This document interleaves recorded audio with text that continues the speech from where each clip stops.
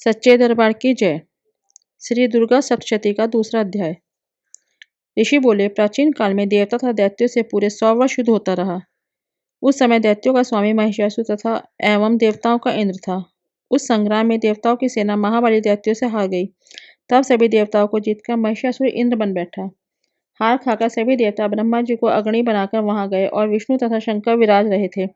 वहां पर देवताओं ने महिषासुर के सभी उपद्रव व अपने पराभव आदि का पूरा पूरा वृतांत कह सुनाया। उन्होंने कहा, महिषासुर ने तो सूर्य, इंद्र, अग्नि, पवन, चंद्रमा, यम तथा वरुण इस प्रकार अन्य सभी देवताओं के अधिकार छीन लिए हैं। स्वयं ही सबका अधिष्ठाता बन बैठा है। उसने सभी देवताओं को स्वर्ग से निकाल दिया। महिषासुर महान दुरात्मा है। बेचारे देवता पृथ्वी पर मृत्यु की भांति विचर रहे हैं। हे प्रभु, उस देव शत्रु के सभी उपद्रव आपको सुना दिए हैं। अब हम लोग आपकी शरण में आए हैं। उसके वध का कोई उपाय कीजिए। इस प्रकार मधुसूदन तथा महादेव जी ने देवताओं के वचन सुने। उनको क्रोध से भौहें तन गईं। तब भगवान विष्णु के मुख से एक महान तेज प्रकट हुआ। इस प्रकार ब्रह्मा तथा शंकर के मुख से भी तेज प्रकट हुआ। दूसरे इंद्र आदि देवताओं के शरीर में महान तेज प्रकट हो आया। तभी तेज मिलकर एक हो गए। वह तेज पुंज इतना उग्र था जैसे कि जलता हुआ पहाड़ हो। देवताओं ने देखा कि उसकी जो ज्वालाएं तथा सभी दिशाओं में फैल रही हैं। वह तेज पुंज सभी देवताओं के शरीर से प्रकट हुआ था। उसकी तुलना कहीं नहीं थी। जब तक वह एक हुआ तो नारी के रूप में आ गया। उसके प्रकाश से तीनों लोग भर गए। महादेव जी के तेज से उसका मुख प्रकट हुआ। यम के तेज से उनके केश हुए। विष्णु के तेज से उस देवी की भुजाएं, चंद्रमा से दोनों स्तन, इंद्र के तेज से उसका कटी प्रदेश, वरुण के तेज से जंघा, पृथ्वी के तेज से नितंब, ब्रह्मा के तेज से 2 चरण, सूर्य के तेज से चरणों की उंगलियां, वसुओं के तेज से हाथों की उंगलियां, कुबेर के तेज से नासिका का आविर्भाव हुआ। उसके दांत प्रजापति के तेज से प्रकट हुए। अग्नि के तेज से 3 नेत्र हुए। दोनों संध्याओं के तेज से दोनों भौहें, वायु के तेज से दोनों कान उत्पन्न हुए। इस प्रकार दूसरे देवगणों के तेज के द्वारा उस शिवा भगवती का प्रादुर्भाव हुआ। तब समस्त देवताओं के तेज पुंज से प्रकट हुई देवी को देखकर महिषासुर से पीड़ित सभी देवता प्रसन्न हुए। पिनाकधारी महादेव जी ने उस देवी को अपने शूल से शूल निकालकर दे दिया। श्री विष्णु जी ने अपने सुदर्शन चक्र से चक्र प्रकट करके दिया। वरुण ने शंख तथा अग्नि ने उस शक्ति दी। मारुत ने धनुष दिया और बाणों से भरपूर 2 तरकस दे दिए। देवराज इंद्र ने अपने वज्र से वज्र पैदा करके दिया। फिर सहस्त्रनेत्र इंद्र ने ऐरावत हाथी से घंटा दिया। यमराज ने कालदंड से दंड दिया। सागरपति ने पाश, प्रजापति ने रुद्राक्ष माला अर्पित की। ब्रह्मा ने कमंडल भेंट किया। सूर्य ने भगवती के सभी रोमकूपों में अपनी किरणें प्रदान की। काल ने तलवार तथा उत्तम ढाल अर्पण की। क्षीर सागर ने हार तथा कभी पुराने न होने वाले 2 वस्त्र भेंट किए। इस प्रकार चूड़ामणि, दिव्य कुंडल तथा 2 कड़े भी भेंट किए और चमकता हुआ अर्धचंद्र, सभी भुजाओं के लिए बाजूबंद, चरणों के लिए नूपुर, कंठ के लिए सर्वोत्तम कंठुला भेंट किया।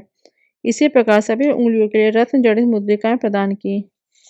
विश्वकर्मा ने निर्मल परशु भेंट किए और अनेकों रूप वाले अस्त्र, अभेद्य कवच, मस्तक तथा गले में धारण करने के योग्य, कभी न कुमलाने वाली कमलों की माला दी। जल्दी ने उसे बहुत सुंदर कमल दिया। हिमाचल ने वाहन के लिए सिंह तथा और भी अनेकों प्रकार के रत्न भेंट किए। कुबेर ने सुरापूर्ण पान पात्र दिया। सभी नागों के स्वामी शेष जी ने महामणियों से सुशोभित नागहार दिया, जो शेष जी इस पृथ्वी को धारण किए हैं। इसी प्रकार दूसरे देवताओं ने भी भूषण तथा आयुधों के द्वारा देवी जी का सत्कार किया। तब तो भगवती ने अट्टहास करके ऊंचे स्वर से गर्जना की। उसके भयानक नाद से सारा आकाश भर गया। वह घोर गर्जना कहीं समा न सकी। उसकी प्रतिध्वनि गूंज उठी। सारे लोग क्षुभित हो उठे। समुद्र कांपने लगे, पृथ्वी कांपने लगी, सभी पर्वत हिल गए। तब देवतागण प्रसन्न होकर उस सिंहवाहिनी देवी की जय जय जयकार करने लगे। मुनियों ने भक्ति भाव से नम्र होकर देवी जी की स्तुति की। इधर देवताओं ने शत्रुओं की सारी त्रिलोकी और शोभग्रस्त देखा। तब तो वे अपनी सारी सेना को कवच आदि से तैयार कराकर अस्त्र शस्त्र लेकर झट खड़े हुए। महिषासुर क्रोध में आकर बोला, अरे क्या कर रहे हो? इतना कहकर सभी दैत्यों के साथ घिरकर उस सिंहनाथ की ओर भागा। वहां जाकर उसने तीनों लोगों को अपने तेज से प्रकाशित करती हुई देवी को देखा। उस देवी के चरणों में भार से पृथ्वी देवी जा रही थी। माथे के किरीट मुकुट से आकाश पर रेखाएं पड़ती जा रही थी। उसके धनुष की टंकार से 7 पाताल शोभग्रस्त थे। हजारों भुजाओं की सभी दिशाओं के ढाप कर वह देवी खड़ी हुई थी। उन देवी जी के साथ उन दैत्यों का युद्ध आरंभ हो गया। नाना प्रकार के अस्त्र शस्त्र का प्रहार करने लगे। उन सभी दिशाएं भर गईं। महिषासुर का सेनापति उस समय चिक्षु नामक एक महान दैत्य था। देवी जी के साथ उसी का युद्ध होने लगा। इसी प्रकार अन्य दैत्यों को तथा चतुर्गिणी सेना को साथ लेकर चामर भी युद्ध करने लगा। 60,000 दैत्यों के साथ लाकर उद्रग महादैत्य भी युद्ध में प्रवृत्त हो गया। महाहनु दैत्य 1 करोड़ रथियों को साथ लेकर लड़ पड़ा। तलवार के समान पैने रोमों वाली असिलोमा नामक दैत्य 5 करोड़ रथियों के साथ युद्ध में आ गया। 60 लाख रथियों से आवृत वार्षकाल दैत्य युद्ध में उतर पड़ा। पारिवारिक दैत्य हाथी एवं घुड़सवारों के समूह से घिरा हुआ करोड़ रथियों के साथ उस पर युद्ध करने लगा।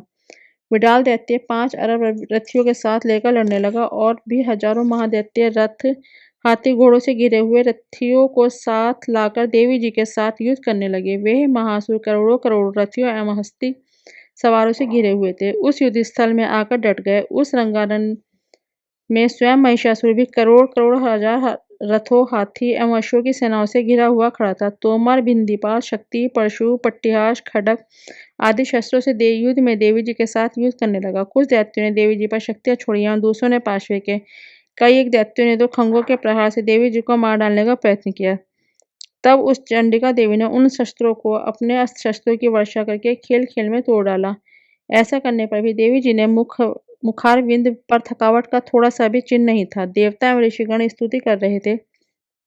ईश्वरी ने उन दैत्यों पर अस्त्र शस्त्र छोड़े। इधर देवी जी के वाहन सिंह भी क्रोध में आ गया। अपने गर्दन के बाल हिलाता हुआ दैत्यों की सेना में इस प्रकार घूमने लगा जैसे कि वन में वन ही वन अग्नि फैलती जा रही हो। उस युद्ध भूमि में युद्ध करती हुई अंबिका ने जितने श्वास छोड़े वे ही श्वास तुरंत ही सैकड़ों हजारों गणों के रूप में परिणित हो गए। प्रकट होकर उन गणों ने खंग भिंदीपाल परशु पट्टिहास आदि शस्त्रों से युद्ध आरंभ कर दिया। देवी जी की शक्ति से वृद्धि पाकर वे गण दैत्यों का नाश करने लगे। साथ ही दूसरे गण नंगाड़े शंख आदि बजाने लगे। महती प्रसन्नता देने वाले उस युद्ध रूपी उत्सव में कुछ एक मृदंग बजाया। तब देवी जी ने त्रिशूल गदा और शक्तियों की वर्षा तलवार आदि शस्त्रों से सैकड़ों महान असुर मार डाले। दूसरे कितने एक दैत्यों को घंटा से भयप्रद नाद से मूर्छित करके मार गिरा दिया। मरे दैत्यों को पाश में बांधकर पृथ्वी पर घसीट डाला। इस प्रकार दूसरे दैत्यों ने तेज तलवार के प्रहारों से दो दो टूक कर डाला। कितने एक तो गदा की चोट से घायल होकर पृथ्वी पर सो गए। मूसलों के प्रहार से कई रुधिर वमन करने लगे एवं कई शूल द्वारा वक्ष स्थल पर फट जाने से पृथ्वी पर पड़ गए। कितने एक दैत्य बाणों की वर्षा द्वारा युद्ध भूमि में कट गिर गए। शेन यानी कि बाज पक्षी की भांति आक्रमण करने वाले देव शत्रु दैत्य प्राण छोड़ने लगे। कितने एक दैत्यों की भुजाएं कट गईं, दूसरों की ग्रीवाएं छिन छिन हो गईं। कई दैत्यों के सिर कट गए और दूसरे मध्य में विदीर्ण हो गए। कुछ दैत्यों की जंघाएं कट गईं और पृथ्वी पर गिर गए और कुछ एक दैत्य की तो एक भुजा एक आंख एक पांव वाला करके दो टुकड़े कर डाला। कितने एक तो सिरों के काटे जाने पर भी फिर उठ खड़े हुए। परम क्रुद्ध होकर वे कबंध ही देवी जी से लड़ने लगे। सिर कटे कितने एक धड़ हाथों में तलवार शक्तियां रिश्तियां लेकर घूम रहे थे। कई एक महासुर देवी को ठहर जा कहकर ललकारने लगे। मार मार कर गिराए हुए रथी हाथी घोड़े और दैत्यों की लाशों के द्वारा जहां महायुद्ध हो रहा था वहां की पृथ्वी इस प्रकार भर गई कि वहां का आना जाना कठिन हो गया। जगदम्बा जी ने एक क्षण में ही दैत्यों की महती सेना का इस प्रकार नाश कर दिया जैसे कि लकड़ियों के बड़े ढेर को अग्नि जला देती है। देवी का वाहन सिंह अपने बालों को झटकता हुआ बड़ी गर्जना करता हुआ दैत्यों के शरीर से मानो प्राण ही चुरा रहा हो इस प्रकार घूमने लगा। देवी जी ने उन गणों के महासुरों के साथ तथा बड़ा युद्ध किया जिससे देवता प्रसन्न होकर आकाश से पुरुषों की वर्षा करने लगे।